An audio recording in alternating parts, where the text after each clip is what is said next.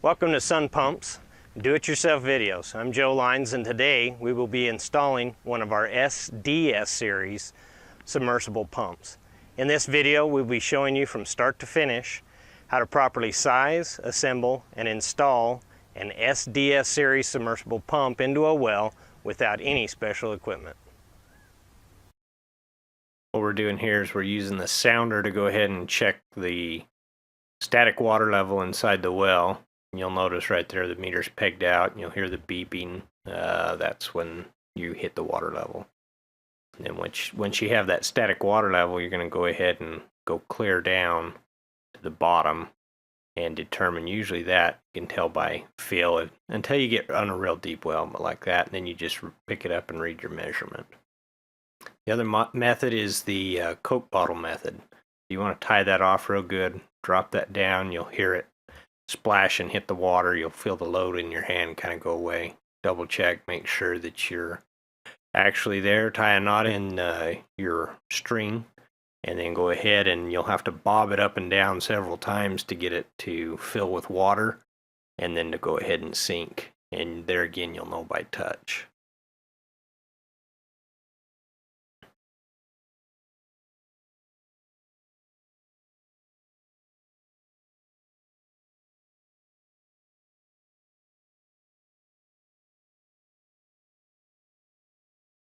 There you see it going right down the well. Once you hit the bottom, you'll pretty much stop and you won't feel anymore. Pull the slack out of it, tie a knot in it, and the next step will be to go ahead and pull that up and measure your distances. So we've just got a 100-foot tape measure, going to roll it out and measure it away.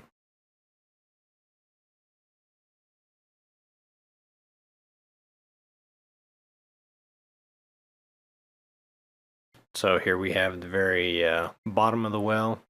The bottom of the well was around 99 feet. And then 45 foot was a static. Stripping the wires, you're going to want to get a nice sharp razor or a good sharp knife to go ahead and strip the wire back. Take care when you're doing this not to nick the insulation. The same process needs to be taken care when you're stripping also. Once you strip the wires back, make sure that you have nice even amounts on each one for the butt connectors to fit properly into. Put on the splice kit material. Make sure that you don't forget to put on the heat shrinks. It's one of the #1 problems that happens out in the field is you forget to put one of those on there and you've already made the butt connections, and then you have to start all over again. Crimp those with a lot of force on that. You want to make sure that you get a nice, even, good crimp. Once you have those crimped onto the wire, we're going to go ahead and crimp those onto the pump itself.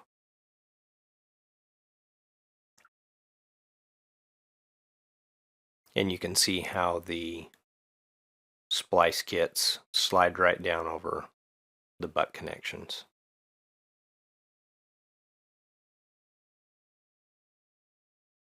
Once we have all those in place, we'll go ahead and take a propane torch and evenly heat all the way around. And we want to try and start from the inside and work our way back towards the ends.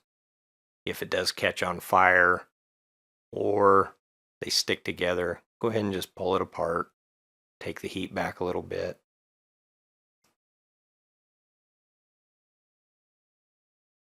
And just evenly take that flame and work yourself all the way around it.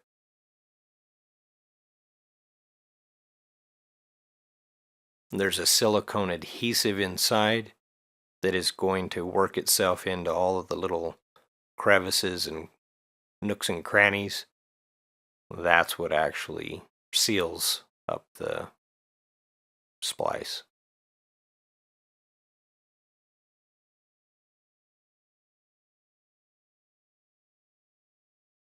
You can see in the close-up the silicone adhesive starting to come out.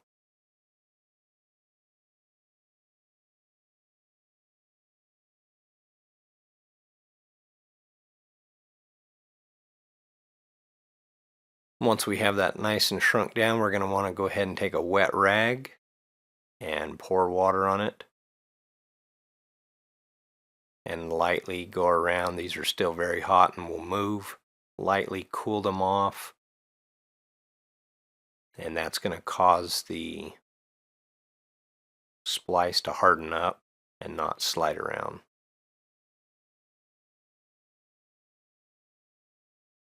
After you get that nice and cooled off, we want to go ahead and slide the secondary splice piece down over the top. This one is not really going to waterproof anything, it's just going to protect everything. So you want to do the same process, nice even heat all the way around, and cool it with a rag.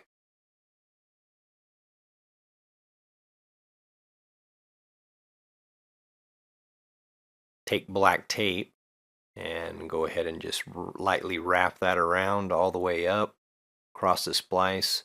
This is just one more added protection to your splice.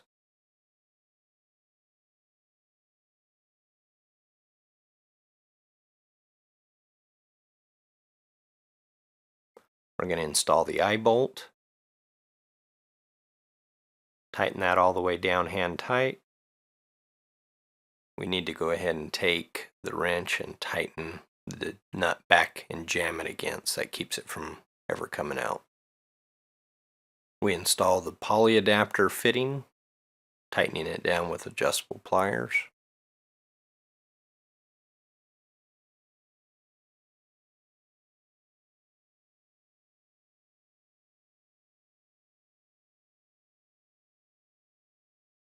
And here's kind of the kit that we're going to install.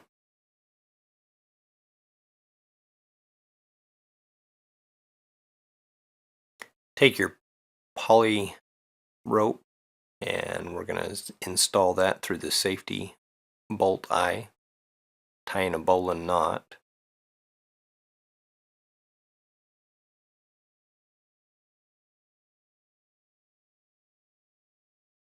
And go ahead and use the tape to secure that so that the knot can never come undone.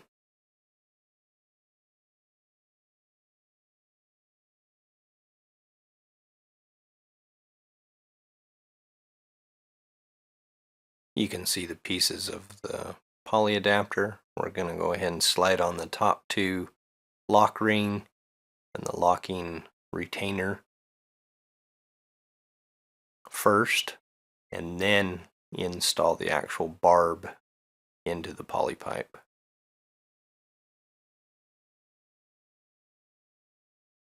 It's a little bit on the tight side, but you just have to force and work it in there.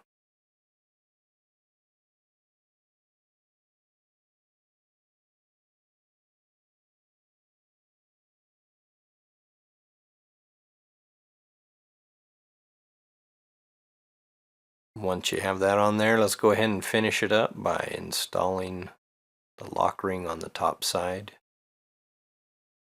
Use your adjustable pliers to go ahead and finish it off and get it nice and tight.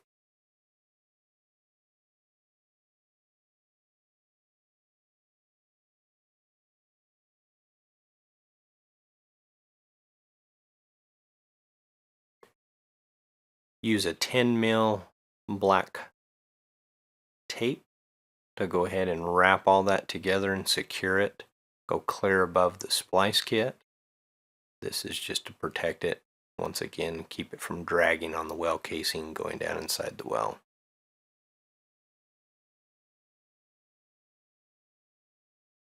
Roll out your poly pipe and your safety rope.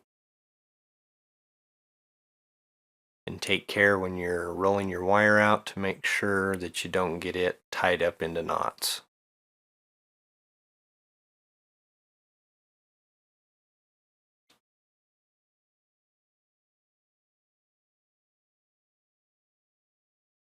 We measured the length of the pipe, cut it to length, and then now we're going to go ahead and install the fitting kit through the well seal,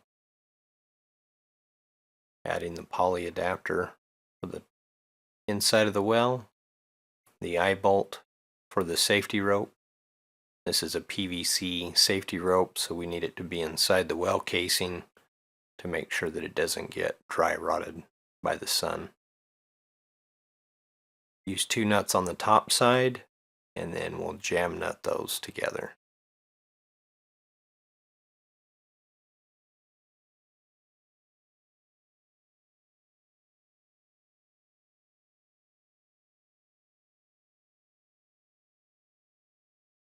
Same process is going to be applied to this poly adapter as was on the other end.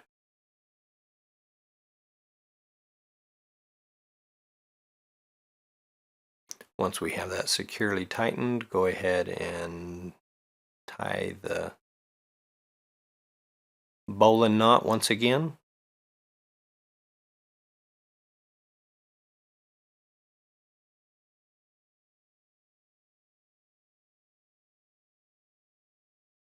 And secure it with tape.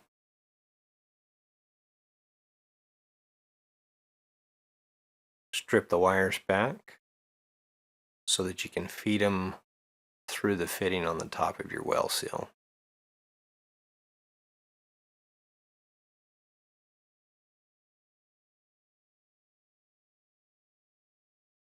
This is where we're going to make the connection going from this into the junction box at the wellhead. Secure the wire safety rope and poly pipe about every 10 feet with a 10 mil tape. Once you have all that, you're ready to install into the well. Go ahead and drop it down nice and slow, making sure that nothing drags or hangs up.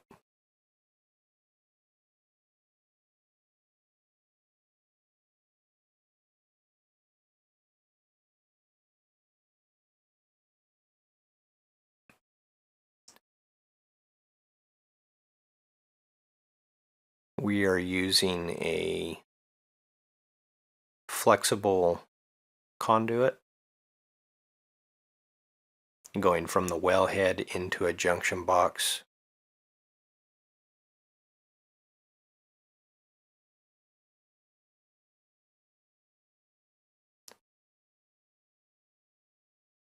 Go ahead and strip the wires back and install your wire nuts. Tighten your well seal down.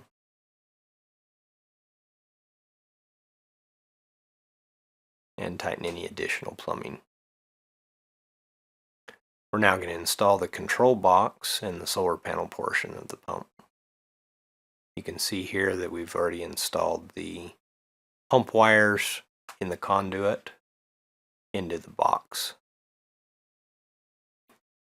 We're showing 2 different types here. This is a parallel connector.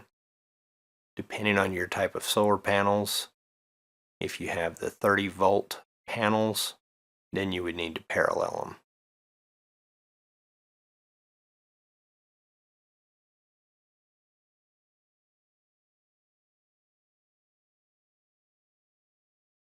It's always important to make sure that you check your voltages once you have these attached to make sure that you do not have too much voltage. If you exceed 45 open circuit volts, it will damage the controller. And here we're showing just a little bit of power.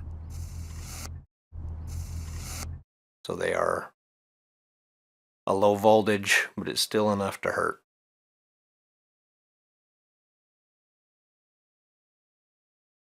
We're showing you the voltage coming off the panels. You're roughly going to be between 38 and 40 volts. We're going back to a series circuit on these solar panels using the interconnect,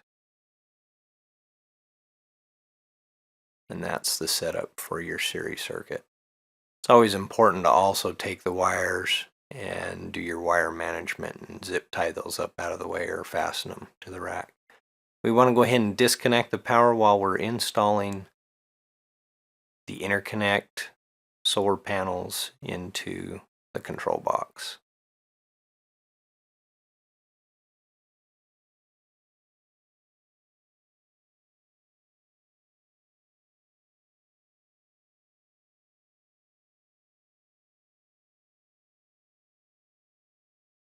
You don't have to use any ring terminals.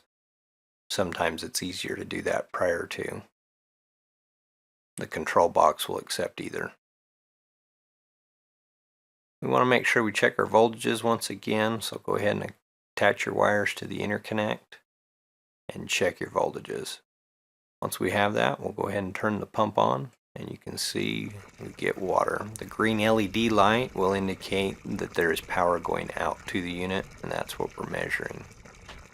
If you need to, you can go ahead and adjust your motor speed control down, and that will slow the water pumping rate, so you can see the voltage is proportional to the amount of water coming out of the pump.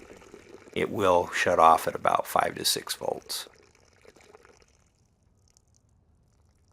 We're going to show you the float switch circuit. Once you have that hooked up, what we need to do is show you that there is a pump up and a pump down function. You can look at the little LEDs to see which of the settings that you need to set for your float switch. If you are in the opposite position, you can put dip switch number 4 in the up position, and that will reverse the logic.